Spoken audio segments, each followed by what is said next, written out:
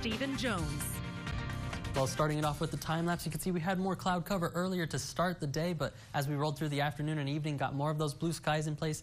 Temperatures hitting up towards that 94-degree mark for a pretty warm first day of April. That great sunset out there, and with that, going to see temperatures coming down, but pretty slowly thanks to the moisture in the air right now, only working our way through the 80s for most of us. A couple of those upper 70s there in Brady at 79, Ozona at 79. Same for Sterling City here in town, still at that 83-degree mark, so a good 4 degrees across the entire Concho Valley.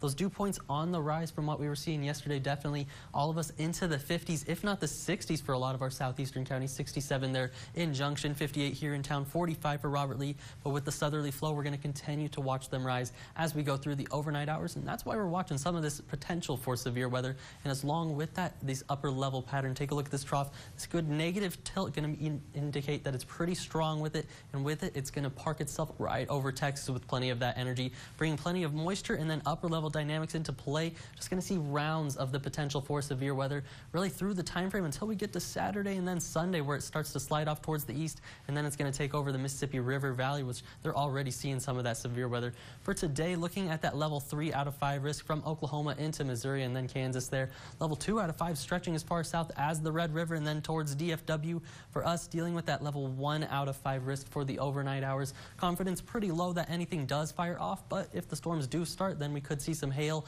and some high winds with that. The tornado risk more so off towards the northeast, but we can't rule that out either. Look at this for tomorrow. It starts to increase a little bit. That level 2 out of 5 risk just skidding by the Concho Valley, the level 3 out of 5, just a little bit further north, and if the ingredients start to change just a little bit, that could easily be right overhead for San Angelo, so that's why we're watching this so quickly. And then Thursday's severe weather outlook looks pretty much similar to that one on Wednesday tomorrow. For right now, the live high-res radar, you can see a little bit of that activity moving into the panhandle, but nothing severe right now. Earlier today, we just had this one storm firing off by Abilene. Got a little bit of that special weather statements, maybe even a severe thunderstorm warning for a little bit with some of that hail, but not too much yet. You can see that here with that futurecast. Quickly moving out of the way, but then I'm focused here's tonight. Models still indicating that we don't see too much breaking of that cap for us tonight, but as we go into the next few overnights, watch how it just starts to change just a little bit. By Wednesday into Thursday overnight, you can see those storms quickly moving through the area, and then by the Friday night time frame, or that Friday AM, I should be saying early, this is about 2 to 3 a.m. Just look how more of these pockets of red really showing up, and if I was zoomed out just a little bit, you'd be seeing plenty more off towards the north, and those could easily shift south, so that's why we're watching this just so closely. Because of the severe weather season, we're just heading into the bulk of it right now. For tonight, I've only got about a 10% chance because, like I said, confidence pretty low that anything does fire off, but still going to mention it.